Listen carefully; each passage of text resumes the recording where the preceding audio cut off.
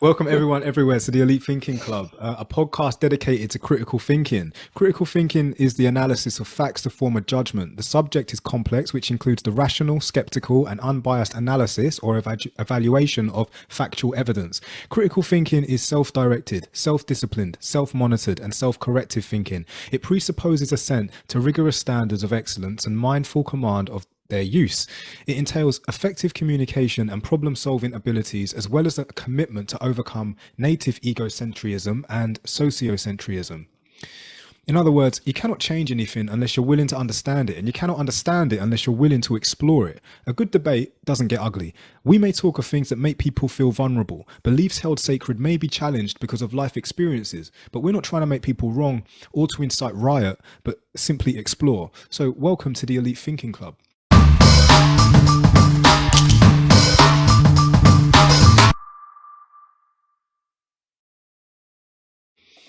I'm Chris, Jules, Julian, and I'm joined tonight by my co-hosts Michael and Liz. Hi guys, you alright? You alright? Yay! Yeah, I'm not too bad. Thanks. I needed that. I need a bit of picking up. It's been a long day, and I'm like half asleep, but I appreciate that.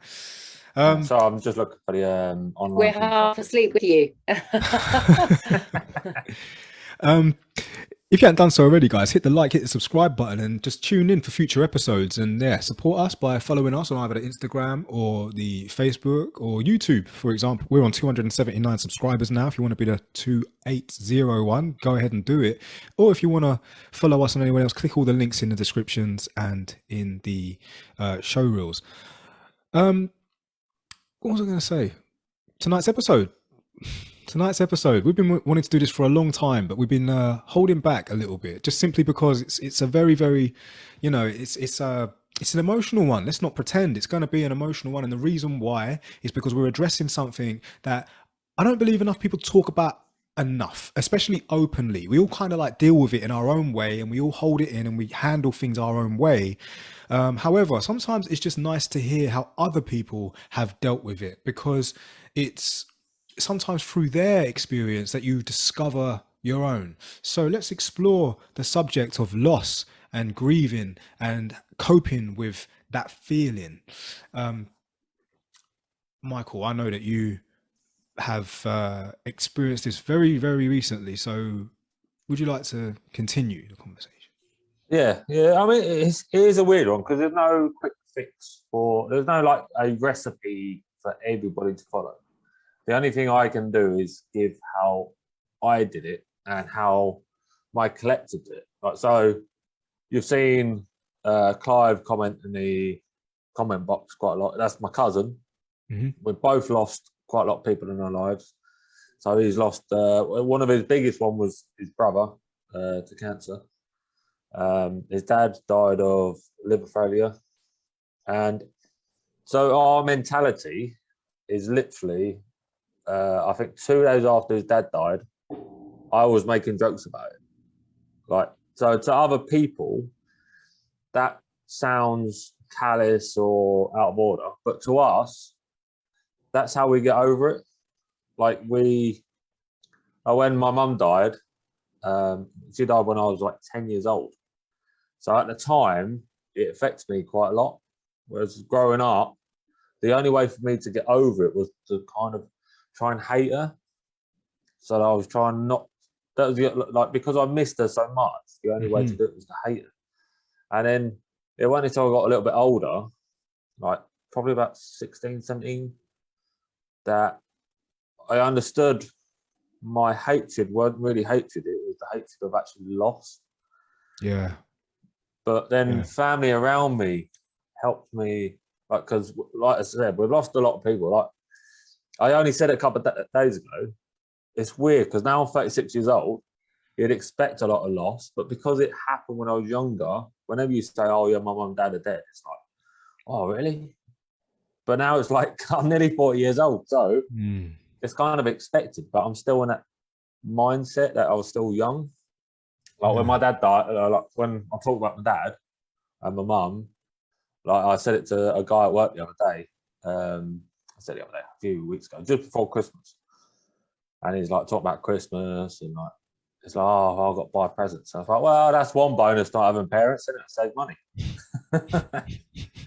So it could have been a downer for not having parents, but when you flip it and go, oh, actually, I'm not having to pay for anything.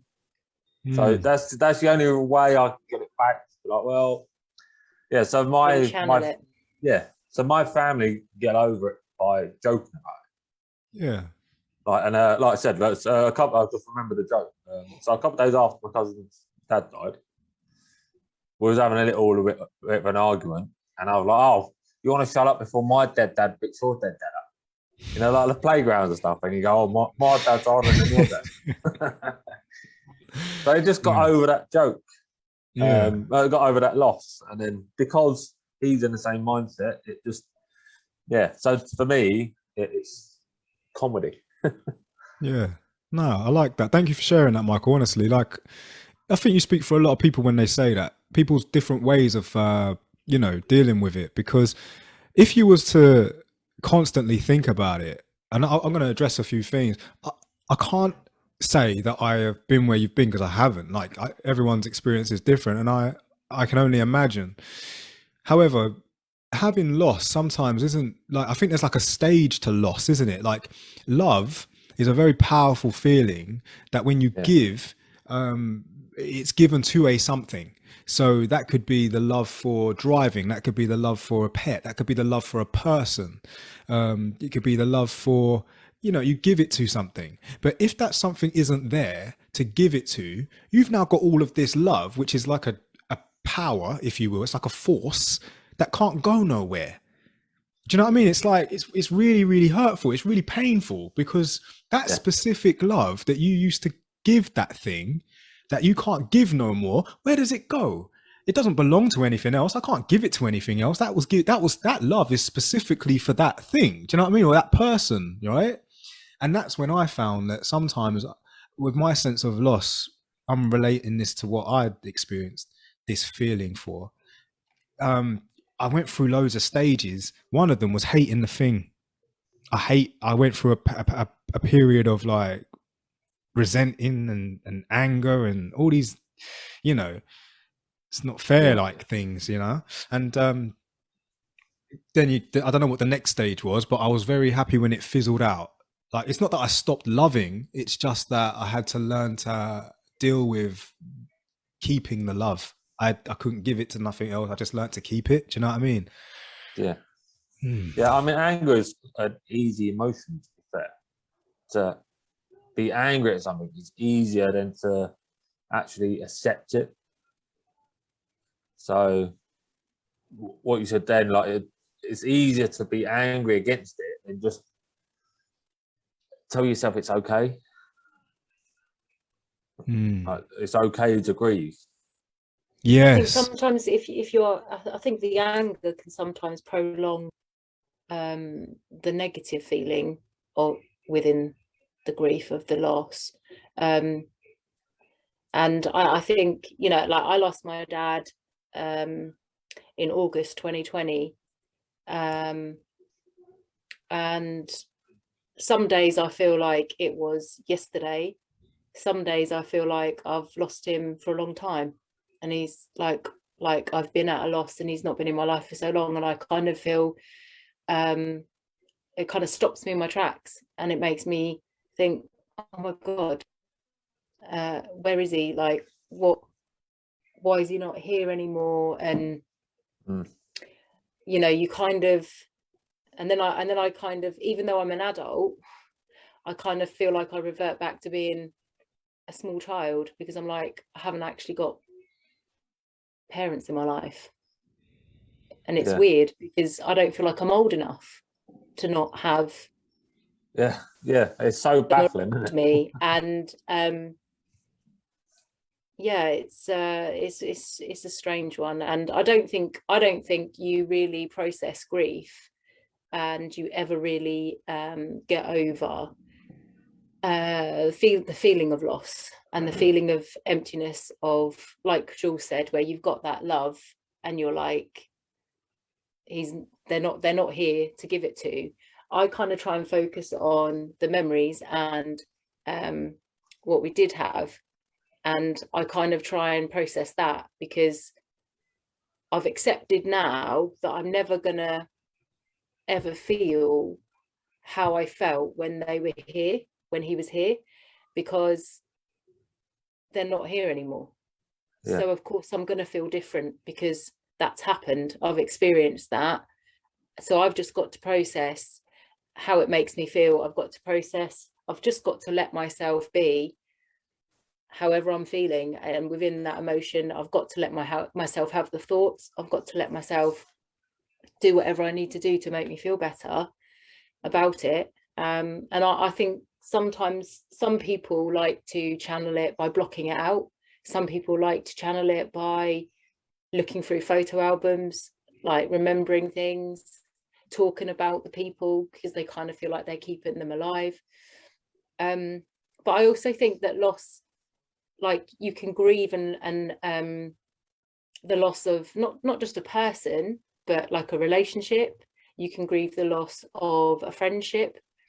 Like certainly I feel like the past 2 years of my life, I think I felt at a loss quite a bit, probably more than I've ever felt in my adult life, actually, because of everything that we've gone through. I've lost actual people, to death, but I've also lost friendships. I've lost family members.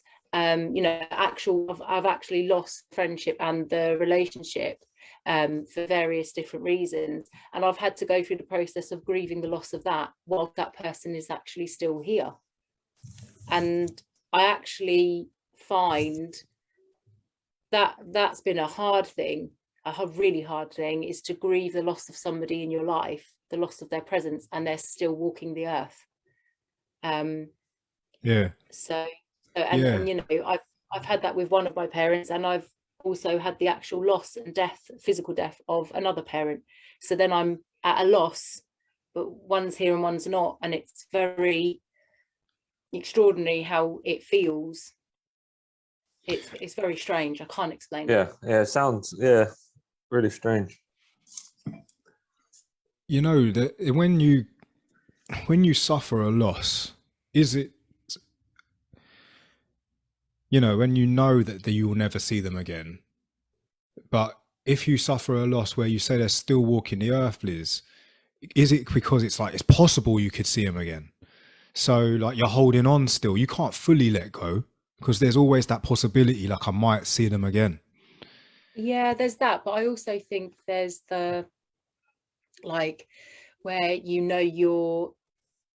there's nothing there, like you've come to the end of the road and there's no growth within that, like the loss is forever even though they're still here. Mm-hmm. You can outgrow, no moving forward. if you outgrow that's what I mean. something, it's not really a loss, like it's gone. It's just simply that you've left it behind. Like if you okay. outgrow, you're moving forward, and you have to in life. We will all outgrow people, jobs, hobbies. We'll outgrow all sorts of things, because obviously that's what you do when you grow and move into different sectors of different things in your life. Some people you'll take with you, and some people you'll leave behind. I just think that that's easier to deal with, because I think you kind of accept that's part of your growth, so you kind of have to. And sometimes things serve a purpose for a time, and then once it's up, you kind of mutually feel that, so it's like it's fine. But I think when you kind of I don't know, I've come to accept the loss with the people that are still here. I've come to accept that loss, and that has been kind of easy, because I've just kind of just felt like there's no moving forward. You still grieve though. Yeah, even though it's done. I have the loss of what they would mean in my life. So like if you have a father figure, a mother figure, brothers and sisters, and you're disconnected from certain members, mm-hmm.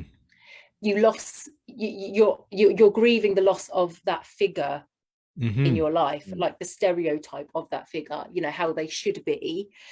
You're not actually grieving them per se, like that who they are. their personality. It's just, you know, that who they should be to you in your life. And I think that I've had to deal with that a lot throughout my life growing up, and I think that's helped me deal with loss better, and I think that's helped me be able to shut off from being super affected emotionally by loss and absence, and it's kind of made me get used to feeling and being very alone, which is, you know, I kind of feel like is a super strength now, because but equally it is hard on the days when you sit and think about the ones that you have physically lost, because you kind of feel like, I wish I could bring them back, but you can't. So Here's something interesting. Oh, sorry, Michael, go on. No, I was just going to say, I realised the other day, like, talking to my cousin, well, it's been 15 years since my dad passed away, and it's still pretty much as raw as the week it happened. Like, even now, I don't think it ever goes away in my eyes. I don't think it ever goes away. And I think we've got this like belief that, you know, we lose someone and then people say, oh yeah, they're a bit upset, you know, obviously they're upset, but they'll get over it, or, you know, they'll be all right as time goes by. I think we can learn to live with it. We can learn to accept what's happened, but I don't think it ever goes away. I think it's something we learn to live with. Grief, we learn to live with it until the day we die. We take it with us. Yeah, it just gets easier to forget about it for a little bit longer periods. Yeah, two things. I'm busy. Sorry. No, you're all right. This is like nothing compared to losing a loved one. I'm just like exploring the whole grandeur of all of it. You say that it never really goes, and growth, and you outgrow things. And I know this is like really nothing compared to losing a person, but it's similar. Like, people will say, well, I used to smoke. I don't anymore. I haven't smoked in years, but it never gets easier. It's always just, I know I don't smoke anymore. Do I miss it? Yeah. Like I do, you know, and I don't drink alcohol the way I used to anymore. I've got all the benefits from it, but there is still that when I have things that remind me of how good it was. I know it sounds bad, but it's like, you know, and I'm trying to find similarities in, like, you might go to a place that was a special place for you and a person. Yeah. People walk past now. I see someone out the front of a building having a moment of meditation whilst smoking. And that's all it is. They're just breathing in and out. They're just having their moment of meditation. And I remember what that was like, and I still miss, like, it's not as serious, but I get, you know, it never goes away. It doesn't.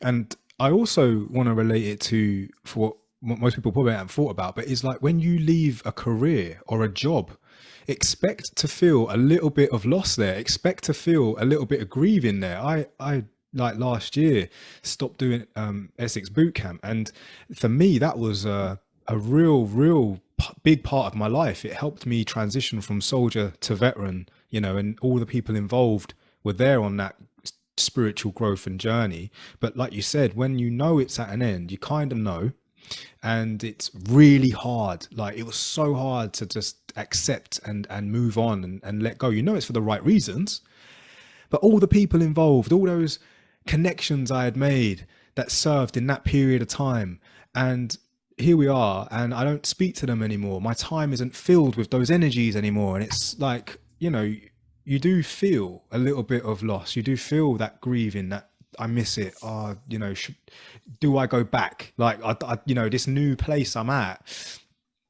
But, you know, if you go back, you're only going to be feeling how you felt when you were there in the first place to move on. So it's like, not that, you know, it's as deep as losing a person, but expect to feel that feeling of loss when you move on, like in a job, in a work. Say you've been somewhere for like 15 years or something. I weren't at Essex Bootcamp 15 years, but I'm just saying you could be you almost become part of the furniture. They almost, like, you know, it'd be unheard of for that thing to go. And then also, I wonder if it's in the same way on their side, like they feel the sense of loss. Who knows? It is a deep one. Yeah. I mean, it is. Yeah, like you said, it's not the same, but it is the same. I get what you're saying. It's like a uniform. So you wore that uniform of Essex camp, So, and that was your life. So to go from that being your life, all your life, and then not being it, it is a loss. When it's a different type of loss, but it is. It's like a rebirth, isn't it? You kind of feel like you're shedding a skin like a snake, and you're just kind of, honestly, know, it felt like leaving the army again. Yeah, and I think that's like when I lost my dad, I felt like I remember waking up the next day, like after I'd had the call in early hours of the morning to tell me that he'd died. I remember I woke up and I just felt different in myself, immediately felt different, because I no longer had my dad here, and I felt like a different person. And I just remember feeling a little bit like I was also sad because I felt like I'd lost a bit of myself. So I felt like my old self I was never going to be again. So I kind of felt like I had to go in. I was pushed and forced into this new way of feeling and being, and even though I didn't like it, I had to just have it and deal with it and feel it and go through it.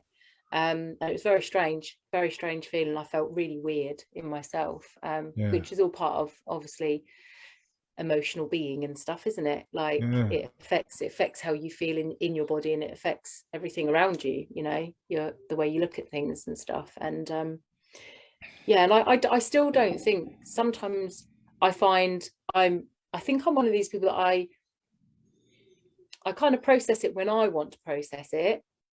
But sometimes when people say to me, how are you doing with it? And, I know you've got to sort like bits and bobs out, and you're sorting out, his estate and stuff like that. It must be hard. I'm like, yeah, it is. And sometimes I think, I don't want to talk about it.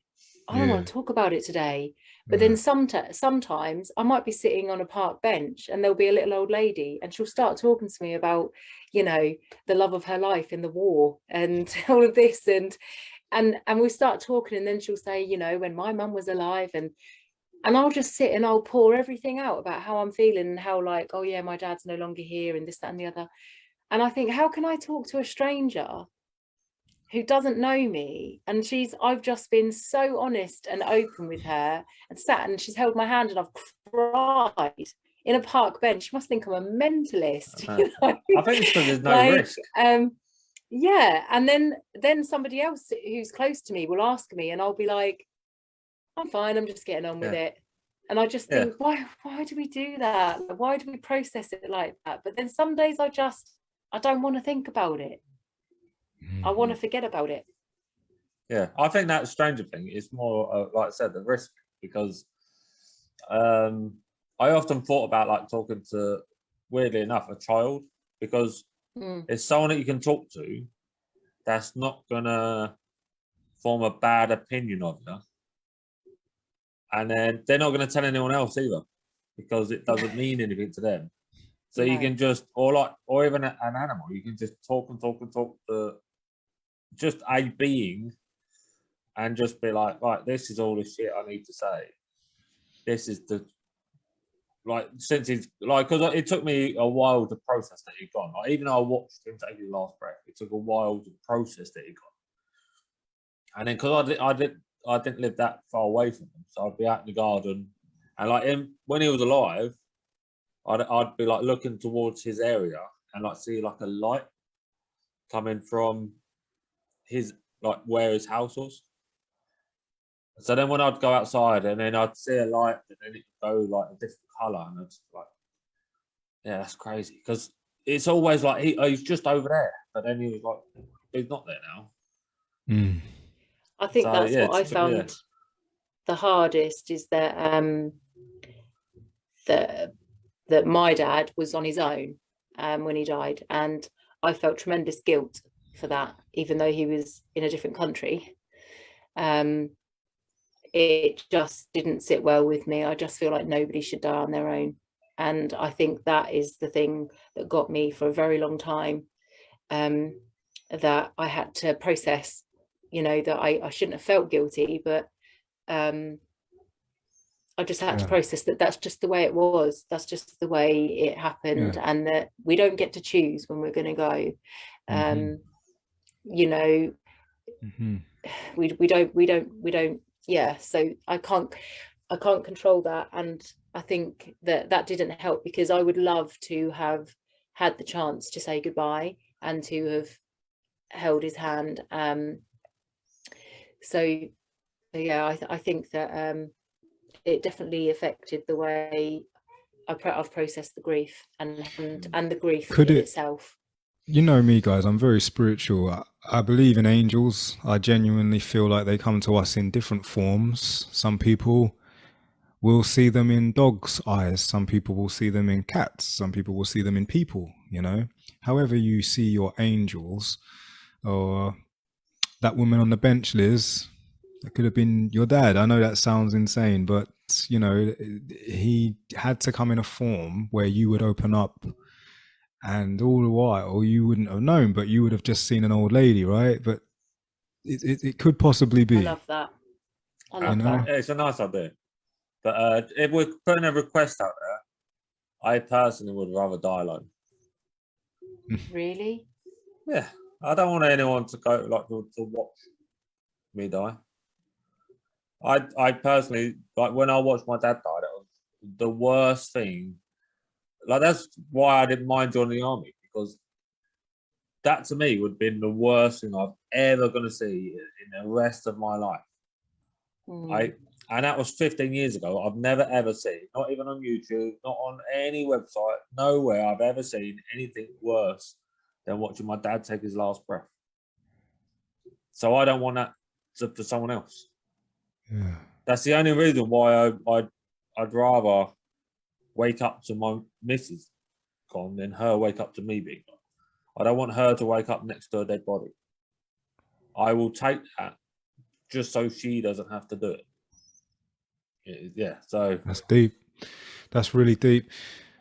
Guys, just want to say thank you for sharing all of that. This is the Elite Thinking Club. You know, we're all about critical thinking. We explore a lot of things. And if you're watching us right now and, you know, it's hitting you, anything we've said, we actually genuinely would like to hear. Well, I personally would like to hear from anything. Like, you want to add, then go ahead and add it. Like, say it. Like, you never know what you say could help someone else. And that's what we're all about here at the Elite Thinking Club. So, yeah. We've had a comment from Luke Dre. He said, oh, it's just gone. Sorry. Hi, Luke. No, thanks for watching, mate. Appreciate it. He said that the only question he has is, how do you process loss when you don't know what you have lost? That's a really good question. It's quite deep as well. I don't know, like, I think what I've experienced with loss because of death and loss of like friends or family relations, I kind of feel like I know what I've lost, so I think that's helped me process it. But if you don't know what you've lost, that's probably going to be even harder to process, because you're just going to be questioning, why do I feel this way? Why do I feel this way? But also you're questioning, what is the loss that you've had? So that's a good, really good question, Luke. Yeah, for a long time, your body stores the energy until you can accept that you feel a certain way, and maybe you're just trying to like understand why you feel a certain way. And only when you understand it, and the thing we're talking about is grieving. Okay, so he's basically said that mine was my dad, so I know I've lost my dad. I've lost a dad, but I never knew him. Okay, right, yes. Oh gosh, that's hard to understand the loss, if that makes sense. Yes, it does make sense. It definitely makes sense, because you're grieving for somebody that you didn't know, and you're grieving again. I can kind of relate, because it's like what I said earlier with regards to the figures. You know who these people should be in your life, but when you don't have them in your life, I think we've had a technical issue. Yeah. I'm the host. Hopefully he'll bring us back in a sec. So yeah, like, who they were supposed to be a certain figure in your life, and then when they're not in your life, so you not only feel the loss of them not being in your life, but then when you find out that person is no longer here, I think you feel the loss twice, because you've lost them physically, and you also have the loss of not actually ever having them in your life. So which is deeper? I mean, personally speaking, I feel like the loss of somebody who's here, they're still walking the earth, but they're not actually present in your life.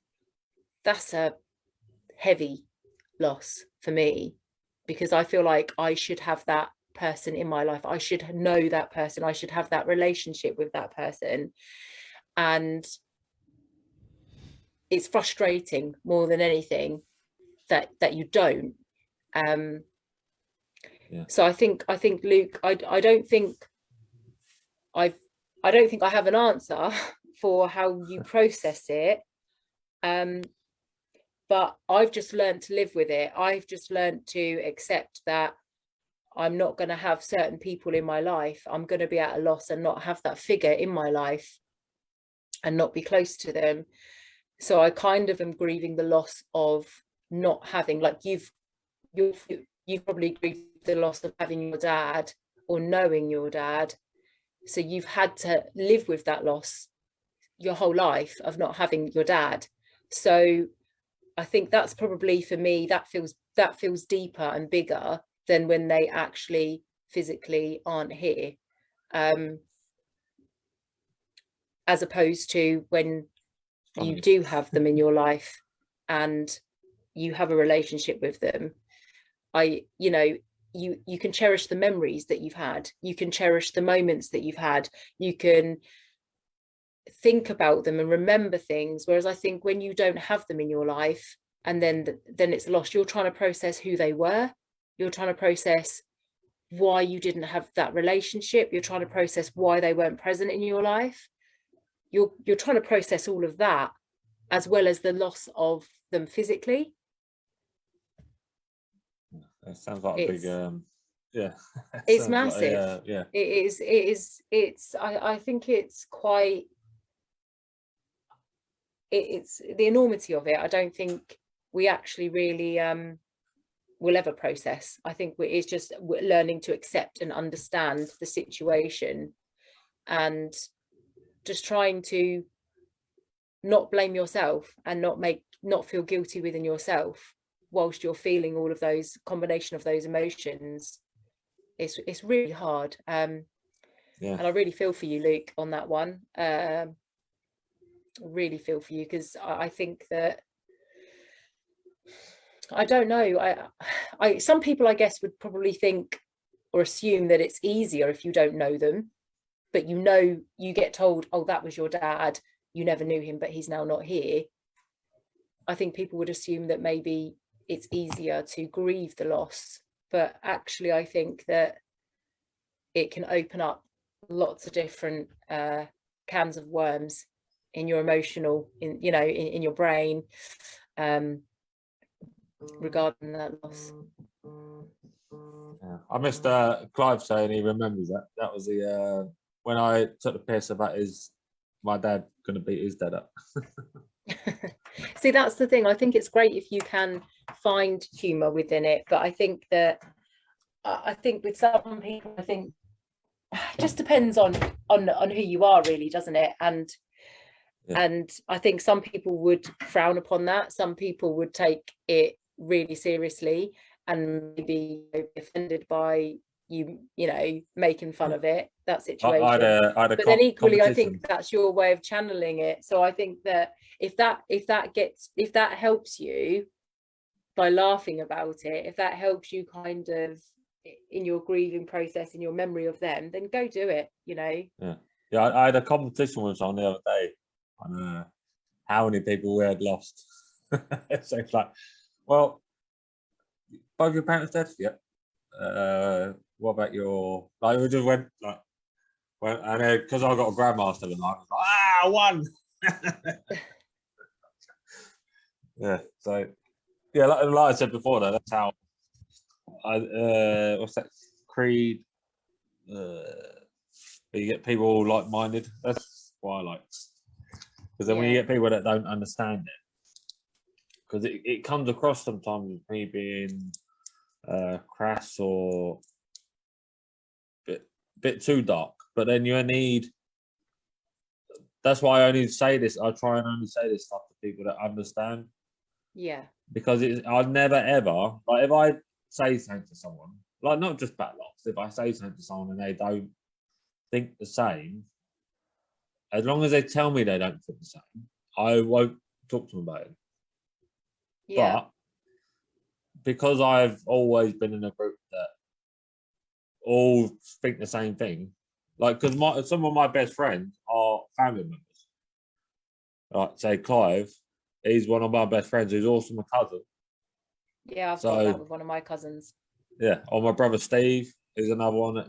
He's one of my best friends. That's lovely. That's lovely. That's why I don't really have any outer people, because my family have got the same mindset as me. So I didn't need to go out to family to find friends, because I already had some. Yeah. But we all have the same mindset. Yeah.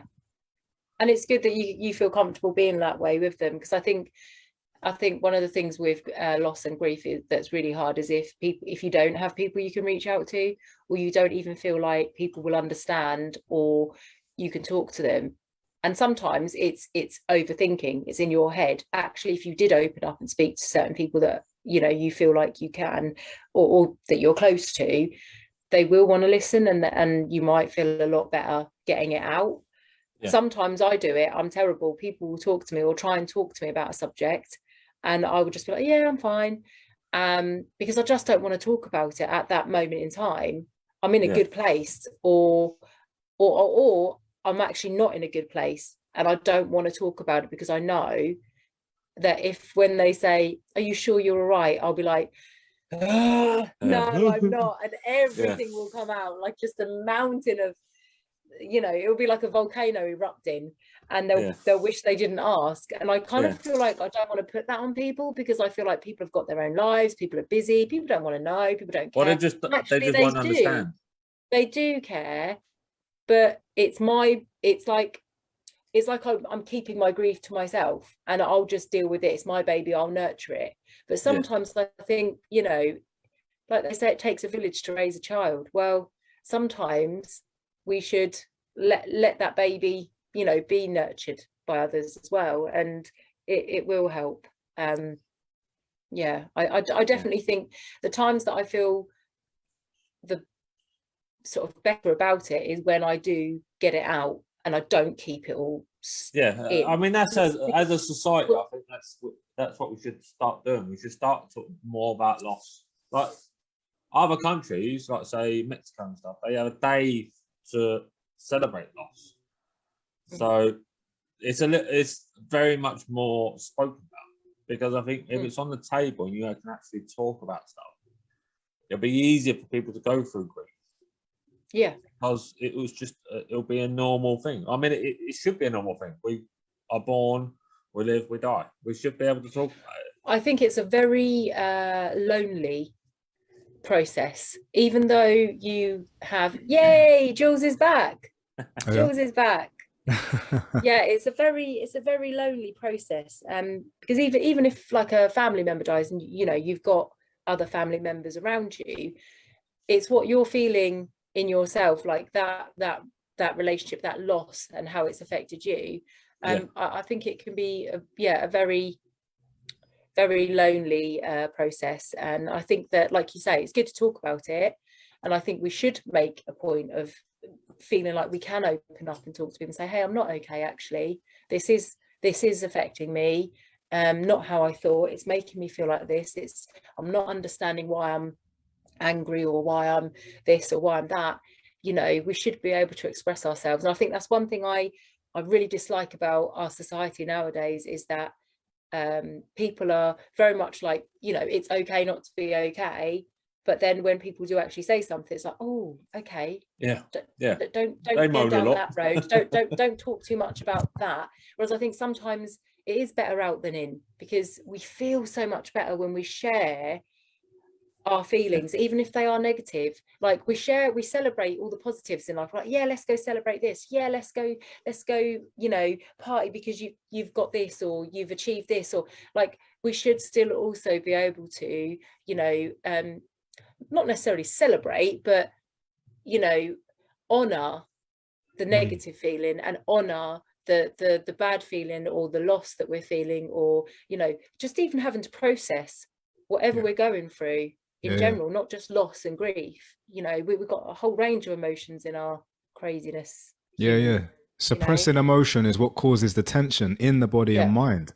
You know, if you're able to, if you do have an outlet, obviously create the space for it. Don't just walk into work one day and say, F everyone in this bitch, and you especially. I've been waiting to tell you this forever, and I don't give a fuck. Like, it's not an excuse just to be an absolute, like, menace to society.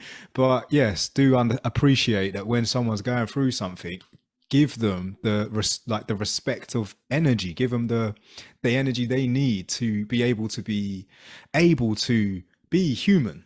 You know what I'm saying? We should be able to feel free to be able to express ourselves. And like I had someone really close to me, they lost their mum when they were 6 years old, and they weren't allowed to talk about her. All the pictures got taken down. They weren't allowed to visit her grave, and that made them very, very angry for, you know, and they had all this pent up aggression inside them for years. And they kind of, you know, they got to teenager and they went off the rails a little bit.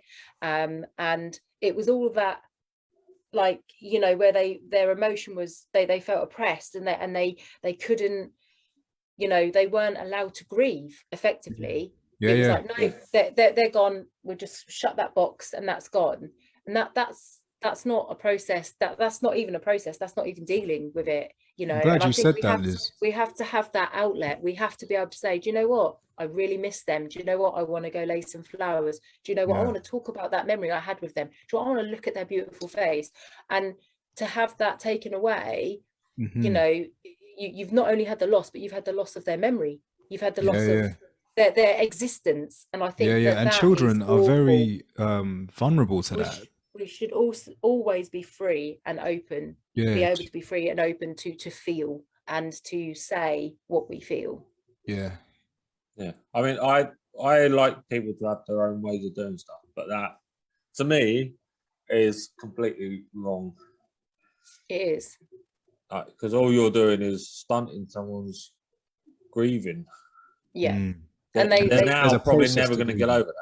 No, and they never have, and they said they never will, because they feel like they weren't allowed to, and they kind of, you know, they feel guilty because they feel like they should have done and that they didn't, and that they didn't honor her.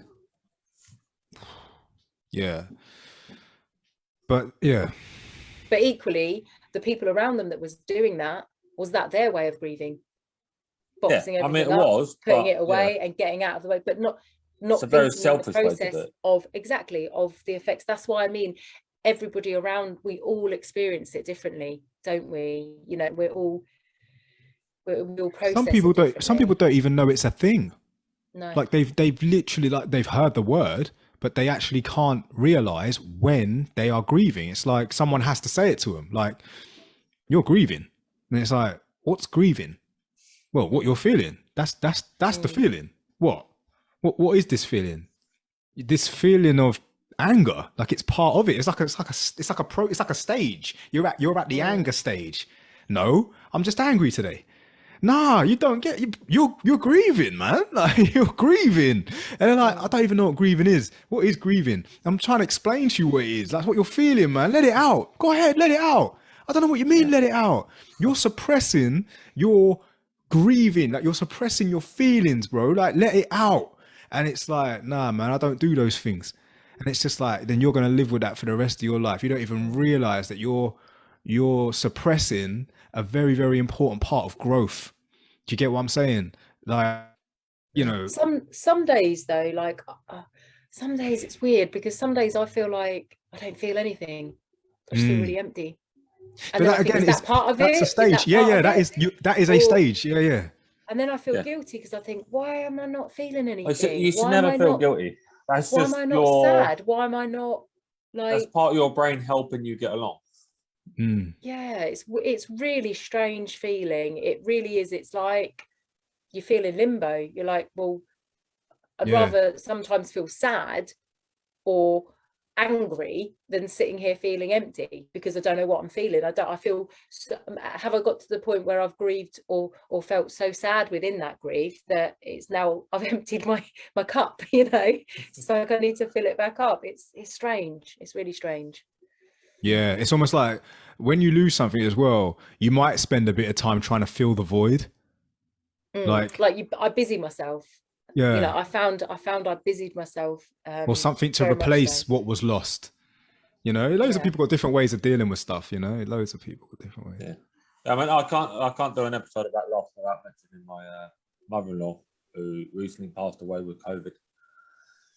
I never managed to say goodbye to her because of COVID rules. I couldn't go to the hospital and say goodbye. And annoyingly, the last time I had the chance to talk to her, life got in the way and I never saw her. Because I always thought that I would have time. So remember that, whoever's watching, remember that. Yeah. If you're going to go see someone, try not to put it off. Because I was down in the area for like 5 days and just, I'll do it tomorrow. And then next thing you know, it's like time to go home. And then in that time of being at home, she then got COVID, went to hospital, and she'll be fine. I kept telling myself she'd be fine, and then she went into a coma, and I was still like, no, she'll pull it back. And then I got text, no, she's gone. So it's so sad. Yeah. So if you're gonna go see someone that you love, do it before it's too late. And if you can't see them, send them a message. Yeah. Just do something. Do something to let them know. Guys, I'm gonna have to say my internet is unstable. I don't know what's going on, but it's just, you know, I'm floating in and out of consciousness or in and out of connection. It's your angels messing about with you. Yeah, maybe they don't want me to cry live on my flipping show because I get I'm sensitive. I don't, you know me. I wear I am as I am now. Like no shame. I'm flipping sensitive. No, and so there shouldn't be. And yeah, maybe they're just protecting me from something that was so serious, and I would have bawled out. I'd have been, oh my, I'm crying on the Elite Thinking Club. But that's okay, even if you do. We don't mind if you cry or laugh. Yeah. I almost did then. Yeah, man, it's okay. Like, it's okay because you're flipping human. You get tears of laughter, tears of joy, and people unafraid, unashamed. And you get, you know, tears of pain and tears of anger sometimes, and people get all embarrassed. And it's just like, bro, just accept the yin yang. Just accept your fullness, right? You're whole. You're full. You are one. Like, you are everything. Liz, Michael, I know this episode meant a lot to both of you, and I'm very grateful for your patience to do it. I felt like it was right, this one. You know what I mean? A good one, right time. I'm actually glad we did it now, because I think if we'd have done it before, I'm not sure I would have been very good. Yeah. Not that I've been good, but, you know, I've just been babbling as per usual, but it is what it is.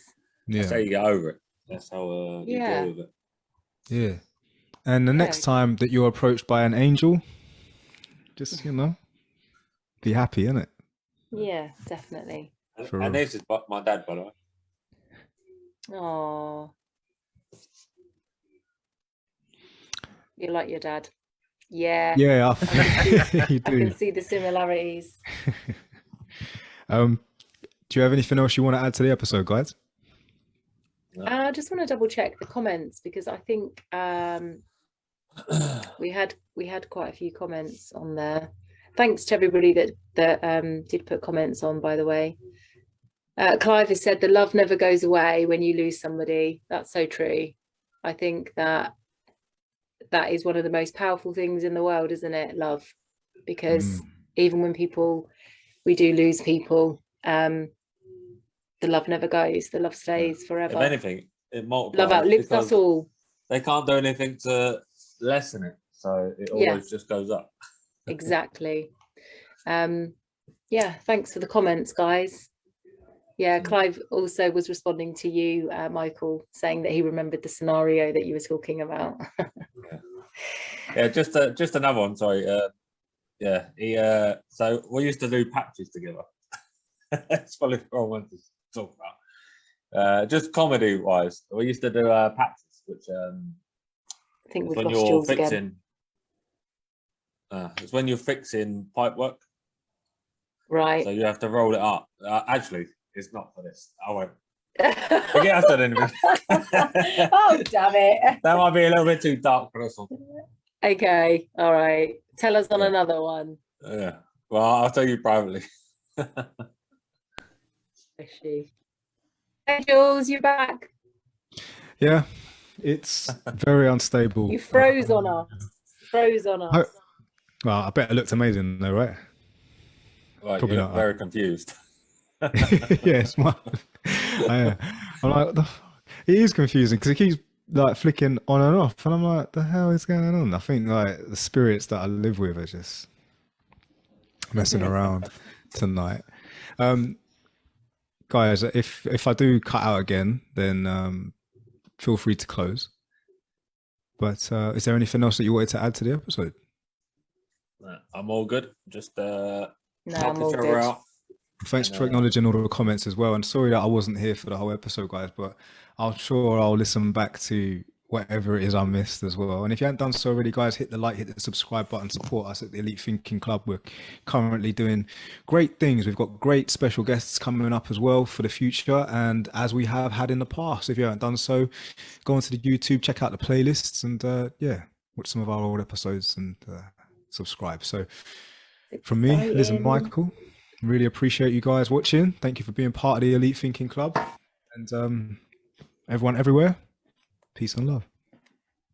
Bye.